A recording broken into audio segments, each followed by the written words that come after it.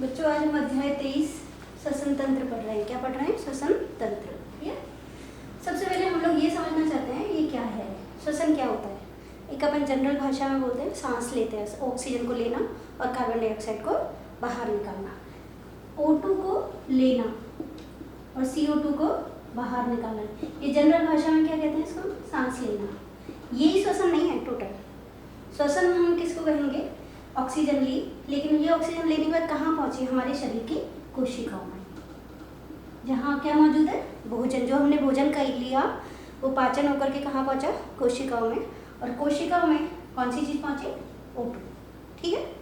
इसके बाद में जैसे ही कोशिकाओं में ये पहुँचेगी, कोशिकाओं में क्या हुआ? ऑक्सीकरण। किसका? भोजन का। भोजन का ऑक्सीकरण हुआ ऑक्सीजन से। भोजन के ऑक्सीकरण के पश्चात क्या होगा? अभी शॉर्ट में समझा देती हूँ।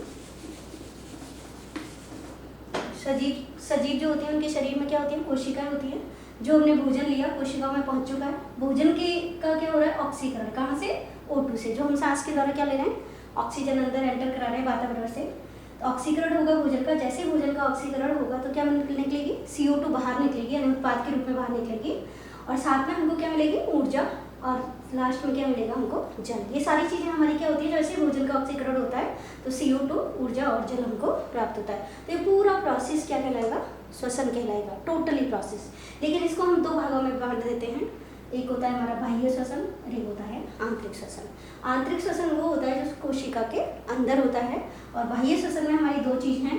सबसे पहले बाह्य श्वसन के अंदर एक प्रोसेस हमारा O2 लेना यानी ग्रहण करना, और दूसरा प्रोसेस है हमारा कौन सा? CO2 को बाहर निकालना पर्यावरण में। ये दोनों चीज़ हमारी जो मिलकर के होती हैं, इस प्रोसेस को हमने कहा सांस लेना, और ये किस में आ गया? बाह्य श्वसन में। किस में आ गया? बाह्य श्वसन में। ठीक है। आंतरिक श्वसन में कौन सी चीज़ आ गई? जो हमने ऑक्सीजन ली, कहाँ पहुँची? कोशिकाओं में पहुँची, वहाँ भोजन का ऑक्सीकरण हुआ।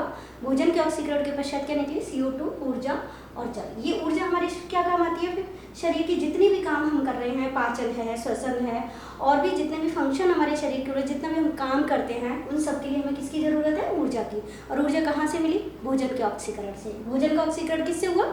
ऑक्सीजन लेने से। अगर ऑक्सीजन हमने नहीं ली तो ऑक्सीकरण नहीं होगा भोजन का, और हमें कार्य करने के लिए ऊर्जा नहीं मिलेगी। तो शरीर के जितने भी प्रोसेस हैं पूरे, वो सब किसके द्वारा हो रहे हैं? ऊर्जा। जैसे सोचो हम लोग खाना नहीं खाते हैं तो क्या होता है कि हम ऐसे थकान हो जाती है हमको। क्यों हो जाती है? क्योंकि उस दिन हमको भोजन नहीं मिलने की वजह से हमें क्या नहीं मिली? ऊर्जा नहीं मिली। तो हमें समझ में आया श्वसन क्या होता है। ठीक है। आंतरिक श्वसन हमें समझ में आएगा। इसके बाद अब ये सारा जो प्रोसेस होता है ऑक्सीजन लेना, CO2 को बाहर निकालना, किसके माध्यम से होता है?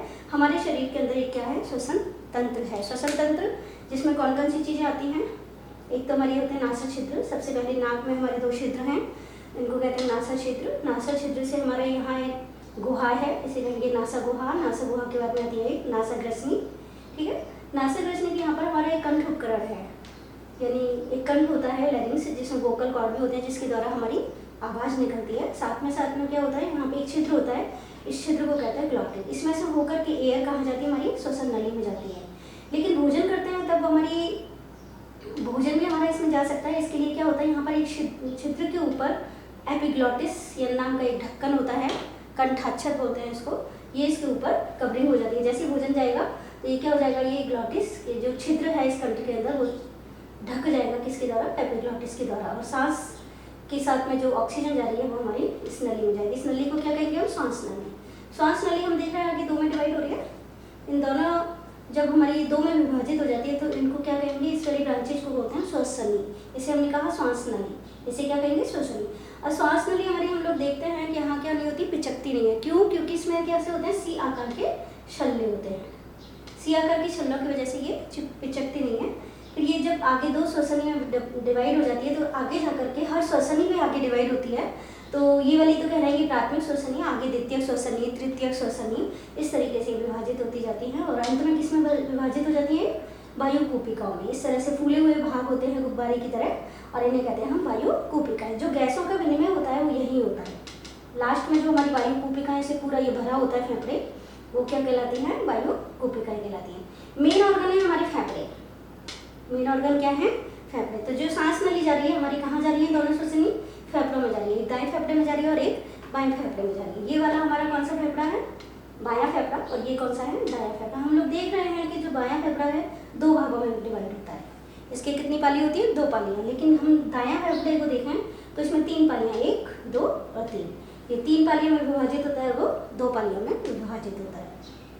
मेन ऑर्गन है हमारे फेफड़े। हम देख रहे हैं सारी की सारी चीज़ें कहाँ जा रही हैं, सारी श्वसनिकाएँ आगे जाकर के श्वसनिका में डिवाइड हो जाती है, श्वसनिका आगे श्वसनिकाओं में डिवाइड हो जाती हैं, फिर लास्ट में क्या हो जाती है? वायुकोपिकाएँ। सब इन वायुकोपिकाओं का पूरा जाल इस फेफड़ों में फैला हुआ है। और हम ये जो फेफड़े होते हैं 2 आवरणों से घिरे रहते हैं, इनको कहते हैं फुफ्फुस आवरण। इन फुफ्फुस आवरणों के बीच में क्या भरा रहता है? लिक्विड भरा रहता है, तरल भरा रहता है, जिससे इनके अंदर वायु नहीं होती है। वायु अगर इनमें से निकल आ जाएगी तो क्या हो जाएंगे? पिचक जाएंगे, इनमें वायु नहीं होनी चाहिए, ठीक है। और ये जो है हमारी ये वाली जो गोल गोल पार्ट दिख रहे हैं यहाँ पर हमारे दोनों साइड में, ये क्या है? यहाँ पर जो हमारा वक्ष स्थल के अंदर जो हमारी पसलियाँ होती हैं, पसलियों का छोटा सा स्ट्रक्चर यहाँ पे दिखा दिया है। तो ये पूरा हमारे वक्ष गुहा के अंदर हमारे फेफड़े कैसे रहते हैं? सेप रहते हैं, जिसे हम कहते हैं पसलियों, परसू का पिंजर।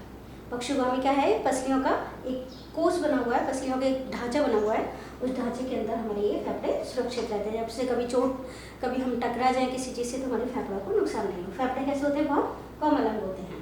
अब जो हमारी ऑक्सीजन आती है यहाँ से होती हुई कहाँ पर जाती है? हमारे पूरे फेफड़ों में पहुँच जाती है। लास्ट में जो हमारे यहाँ पूरा कोशिकाओं के पास में यहाँ पे क्या है? रक्त केशिकाओं का जाल बिछड़ा रहता है। इन रक्त केशिकाओं में जाकर के मिल जाती है और वहीं से भोजन का ऑक्सीकरण हो जाता है। तो जो CO2 आती है वो भी CO2 कहाँ आ जाती है? एक उसके माध्यम से वायु के ब्लड सर्कुलेशन के माध्यम से CO2 भी इनमें वापस आ जाती है। तो ऑक्सीजन और CO2 इन दोनों का विनिमय किसके माध्यम से होता है? वायु कोशिकाओं के माध्यम से होता है। ठीक है, इस तरह से हमारा ये बाह्य श्वसन कैसा हो जाता है? कंप्लीट हो जाता है। अब बाह्य श्वसन के अंदर हमारा, अभी तो मैंने सिर्फ स्ट्रक्चर बताया है, ये जो ऑक्सीजन का आना और CO2 का बाहर निकलना किस तरीके से होता है, इसके लिए 2 प्रकार हैं, निःश्वसन और उच्छ्वसन। यानी ऑक्सीजन को अंदर लेना क्या कहलाएगा? निःश्वसन, और ऑक्सीजन को बाहर निकालना क्या कहलाएगा? उच्छ्वसन कहलाएगा। तो ये दोनों चीज़ें हमारी जो हैं हम अगले पार्ट में पढ़ेंगे। ये वाला पार्ट हमारा फर्स्ट है, जिसमें हमने सिर्फ इसको पूरा स्ट्रक्चर को हमें समझ में आया।